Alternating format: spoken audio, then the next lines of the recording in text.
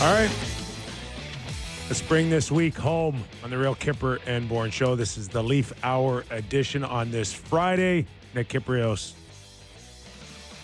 Justin Bourne, Hello. Sammy McKee, Derek Brandeo, and just Jake Schultz. Just Jake. No, didn't get a nickname today? No nickname today. I've been just really impressed with him recently, so we're dropping the serpent for now. We are live on Sportsnet 590, The Fan, Sportsnet 360, and Sportsnet Plus.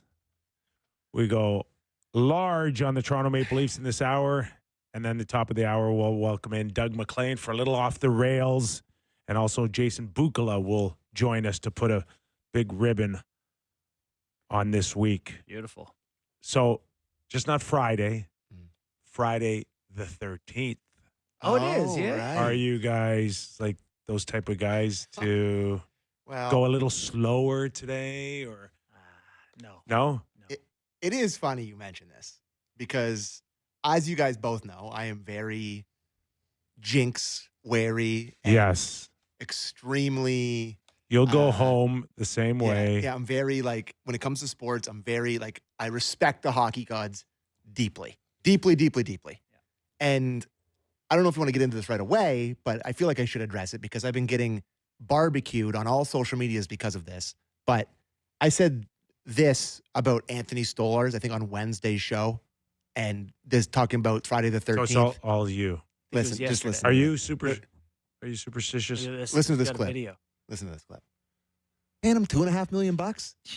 Like, I think they've already got their money's worth. Yeah, if he never plays If again. he stopped playing tomorrow, which I hope he doesn't, the contract was worth it. They got 9 wins out of him already. Oh my God. Are you nuts? Are you nuts? I honestly, I'm so sorry, hockey gods. It's my fault. I will never, everybody tweeting me being like, it's your fault. I agree. Totally my fault. I'm sick. My favorite Leaf of the year, my favorite story of the year. I go out there, I start talking like that. I'm getting too confident, and they smite me. We were talking about him being up with Bill Barilko and Tim Horton up in the rafters in Legends Row. The pictures with his name up on the rafters was the That's what did it. nail. Yeah. the Text nail. whoever one of your friends made that. They did it. As mentioned, Anthony Stolar's injury kind of overshadows a win. Max Pacioretty had a big night. I'm not sure that we'll get to it in the next hour based on watching Anthony Stolar's go down last night. And not one of those where right away we're all sitting there going, oh, that was bad. That one kind of just snuck up on us a little bit. But those are the worst, right? Are they? Well, I think it's better when you see some sort of impact and you go, oh, that's where it happened. You tweak this. But when something just kind of goes, something just kind of quits on a guy, I think that's a little bit more scary. Although it sounds like, Kip, and I don't want to put words in your mouth, you're maybe not as concerned today as we were initially. Why don't we go to head coach Craig Berube, who spoke on Anthony Stolarz today, and we'll start with his update first. What's your goaltender and his status? Good. Well, I thought we got good news on him. Day to day right now. Obviously, he didn't go on the ice today, but we'll see tomorrow if he can get out there. Do you expect him back next week? Sorry. What's that? Do you expect him back next week? Stolarz? Yeah. I do, but in saying that, again, he's got to get on the ice, and it was good news overall. So let's just leave it at that. It's right now. It's day to day. Oh, we were fine up until he gave us the dreaded day to day. Day to day. Day to day. Today's not the day. Tomorrow's probably not the day either, but it'll be a day. It is a day. Don't read into anything like that. It's a day that's Could be this day. Could be a lot of days from now. Is it the Austin Matthews 3.5 weeks day to day? Is it the Jake McCabe 5 games day to day?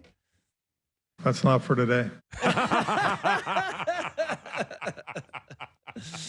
This is the exact problem in saying that guys don't have issues with their injuries or not being forthcoming with their injuries, because every single person, as soon as another guy gets hurt and you say it's not serious and it's day to day, I don't believe you. Yeah. It's not right. I don't believe you. I don't have any trust in you.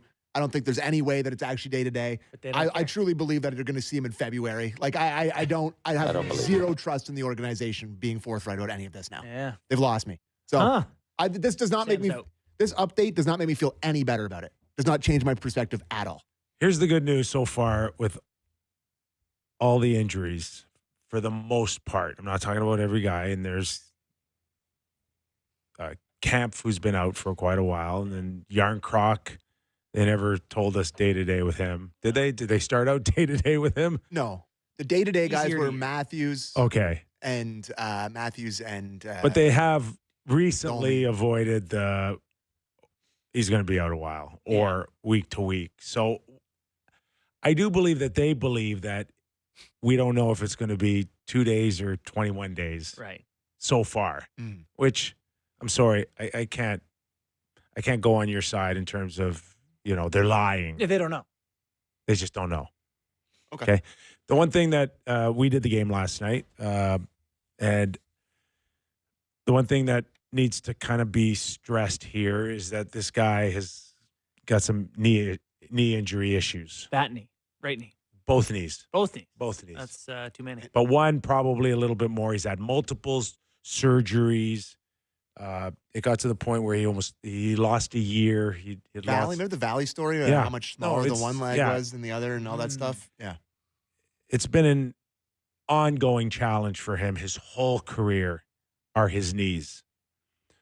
I think what happened last night is that he felt something, and he may have gotten spooked a little bit, Yeah. and he just, precautionary reasons, took himself out of the lineup. Great call. Please, God, let you be right about that. He then goes, gets some further testing either last night or this morning, today. They come back. They say, Fine. Structurally, you're fine. So And then, like Mike Modano, they dropped the stretcher he was on, and his knee snapped. Oh, that's one of the best clips all time. It is. Poor Mike. let it settle. Take a couple of days off. Don't think we'll see him this weekend. You should be fine. Okay. That's how I read the tea leaves today.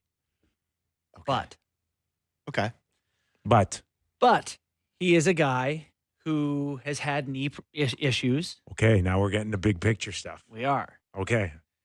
He is a guy who's had knee issues, and he felt a little some discomfort in a knee the first time that they said, let's go back to back here with him and see what he's got, if he can be the guy. So does it change how you feel about him? And what had become the goaltending situation was it felt like his net as 1A with Wool as 1B.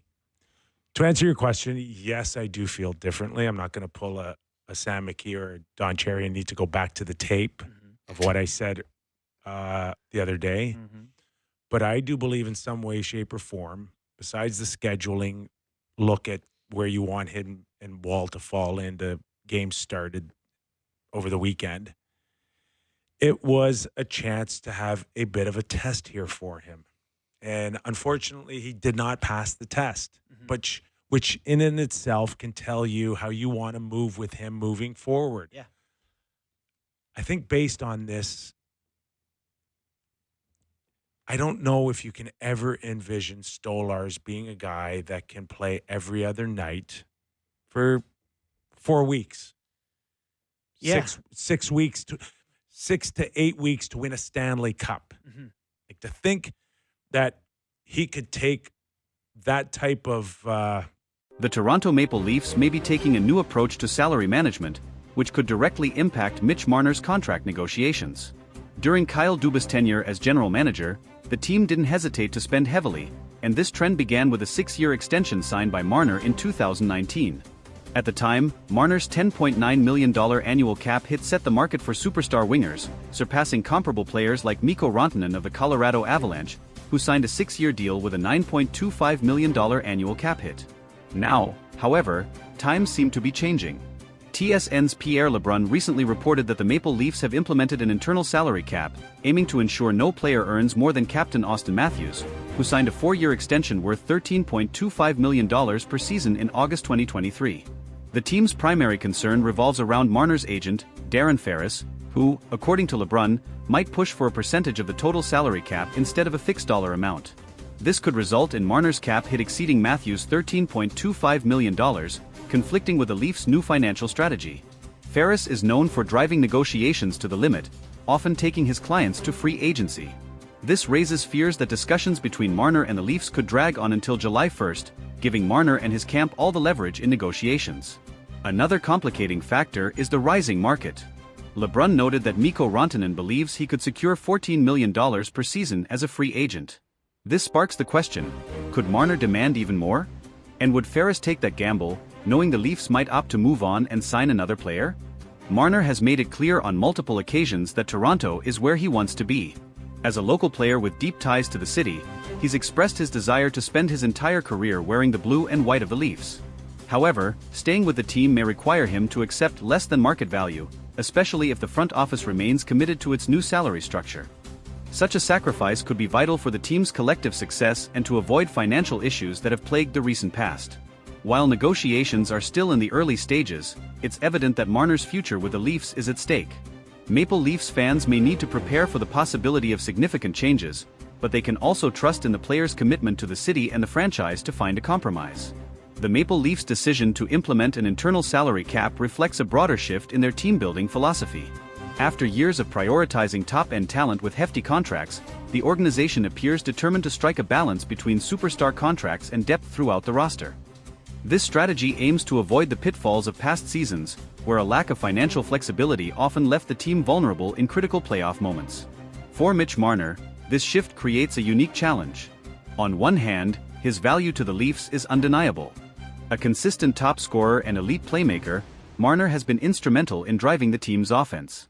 On the other hand, his ability to command a salary that rivals or exceeds Auston Matthews could put the Leafs in a difficult position, especially with a potential need to strengthen other areas of the roster.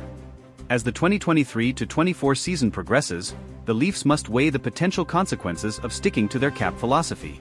Losing a homegrown talent like Marner would undoubtedly sting for fans and the organization alike. However, allowing one player to dictate financial terms beyond the team's structure could hinder long-term success and force painful sacrifices elsewhere. Adding to the complexity is the looming free agency of William Nylander. If the Leafs are to stick to their internal salary cap, they may also face challenges in retaining Nylander, who could command a significant raise. Balancing contracts for both Marner and Nylander within the new framework could prove to be the ultimate test for Toronto's management team. Another factor at play is the team's ultimate goal, winning the Stanley Cup. While star players like Marner and Matthews are crucial, history has shown that depth and balanced rosters often prevail in the postseason. If the Leafs fail to manage their finances effectively, they risk falling short of building a championship-caliber team, even with elite talent. For Marner, the decision to stay with the Leafs might come down to more than just dollars. His connection to the city, the fans, and his teammates could be deciding factors. If he prioritizes legacy and loyalty over maximizing earnings, there's a strong possibility that he'll work with the team to find a deal that benefits both parties. Negotiations will also test Darren Ferris, known for his hardline tactics in securing lucrative deals for his clients. While pushing for top dollar is expected, Ferris may need to weigh the risks of alienating the Leafs management and fanbase. A prolonged stalemate could damage Marner's relationship with the team and its supporters. The Leafs management, led by general manager Brad Treliving, faces a pivotal moment. Treliving's reputation as a negotiator and team builder will be on full display as he navigates this high-stakes scenario. Striking the right balance could solidify his tenure in Toronto, while a misstep might set the team back for years. For Maple Leafs fans, the coming months will be filled with anticipation and uncertainty. Marner's future, along with the team's ability to stay competitive under financial constraints, will likely dominate conversations as the season unfolds. Supporters can only hope that the team's new approach leads to greater playoff success and, ultimately, the elusive championship. In the end, the outcome of these negotiations could redefine the Maple Leafs' identity for years to come. Whether it results in retaining Marner or reshaping the roster, the team's commitment to an internal salary cap signals a clear focus on long-term sustainability. Fans will be watching closely, hoping for a resolution that keeps the team's core intact and their championship dreams alive. As the negotiations with Mitch Marner progress, another layer of complexity is added by the external competition in the NHL market. Teams with more cap space and fewer restrictions could easily present lucrative offers to Marner if he reaches free agency. The Leafs are not only negotiating with Marner but also indirectly competing with other franchises willing to outbid them for his services. One example of this is Mikko Rantanen, whose potential $14 million value on the open market highlights the growing demand for elite wingers. If Rantanen secures such a deal, it could set a precedent that Marner's camp would use as leverage. The Leafs, however, must remain disciplined, as breaking their internal salary cap for Marner could lead to similar demands from other key players down the line. The looming specter of free agency means the Leafs have a limited window to strike a deal. If negotiations drag on into the off-season, the leverage shifts heavily in favor of Marner and his agent. Darren Ferris, known for his strategic patience, could use this to push for maximum value, putting even greater pressure on the Leafs management to make a decision. This scenario also places significant pressure on head coach Sheldon Keefe. Managing a team amid ongoing contract uncertainty can disrupt chemistry and focus. Keefe will need to ensure that the team remains united and focused on their performance, even as the media and fans speculate about Marner's future. Meanwhile, the Leafs core group, including Austin Matthews, Morgan Rielly, and John Tavares, will likely play a role in influencing Marner's decision. The camaraderie among the players and their collective drive for a championship could persuade Marner to accept a deal that aligns with the team's financial structure. On the flip side, the Leafs could explore contingency plans if a deal with Marner doesn't materialize. Trading Marner would be a bold move, but it could bring significant assets in return, potentially bolstering the team in areas like defense or secondary scoring. This option, while unpopular with fans, might be necessary to maintain roster balance. The timing of these decisions is also critical. With the trade deadline months away, the Leafs must assess whether keeping Marner without an extension risks losing him for nothing in free agency. A preemptive trade could avoid this scenario, but it would also signal a significant shift in the team's short-term goals. Fan sentiment will undoubtedly influence the team's approach. Marner is not just an exceptional player, he's a fan favorite and a symbol of homegrown talent succeeding in Toronto. Losing him could lead to backlash, especially if the team struggles in the aftermath of his departure. The broader NHL landscape also plays a role. As other teams navigate their own salary cap challenges, the Leafs can learn from their successes and failures. Organizations like the Tampa Bay Lightning and Vegas Golden Knights have shown the value of balancing star power with depth, offering a potential blueprint for Toronto's future.